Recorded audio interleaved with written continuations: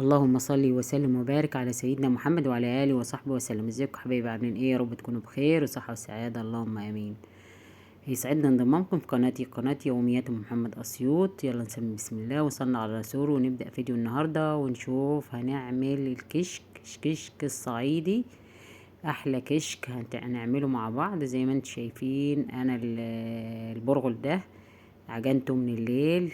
معرفتش اصور طبعا لان انا اللي بعجن، مكانش حد معايا، فانا عجنته من الليل بكمية حامض قليلة كده خالص، او هنقول رايب. احنا بنقول عليه حامض، اما بنقولش رايب. الرايب اللي هو ايه لسه ما تخضش من في الجربة، لكن ده بنقول عليه حامض. ليه؟ لان احنا خضناه وحطيناه في كيس زي ما انتم شايفين كده. ده بيجي حامض. طبعا انا عجنت الكمية بالليل ايه، وبقت ايه الصبح كده ايه، بقت نقول عليه ايه حمو. يعني ايه يعني عجناه نص عجنة، وجينا في الصبح زي ما انتم شايفين طبعا فككناه من بعضيه زي ما انتم شفتوا معايا كده، وابتدى هنا ايه نعجنه زي ما انتم شايفين كده. هنعجن كمية ايه زي ما انت هتشوف كده، وندرب الكشك.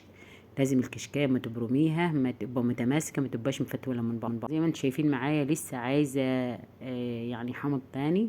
بص حطينا لها حامض تاني وهنعجن فيها برضي ولازم نجربها. لازم الكشكايه ما تبدي تبرميها كده في ايدك، تبقى متماسكه، ما تبقاش مفتوله ولا مهروله من بعضيها. طبعا عدلنا الكميه وهنبتدي نبرم الكشك.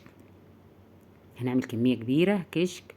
طبعا الكشك ده بيتعمل كل سنة كده في الصيف مش في الشتاء. ليه في الصيف؟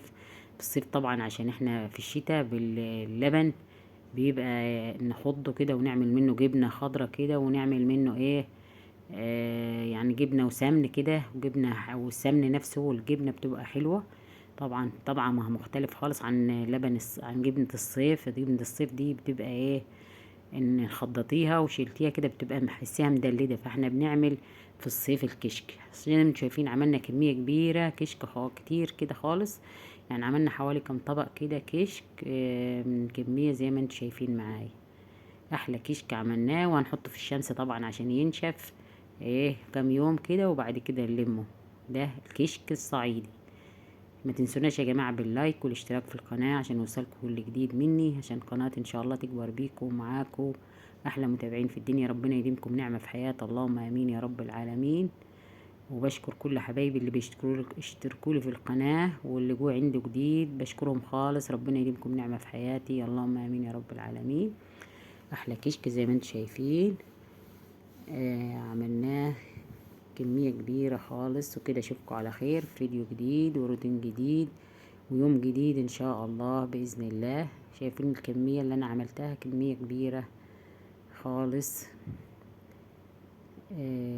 احلى كشك صعيدي. ده الكشك الصعيدي اللي احنا بنعمله في الصعيد، بيبقى مختلف خالص عن اي انواع كشك تاني. اشوفكم على خير، والسلام عليكم ورحمة الله وبركاته.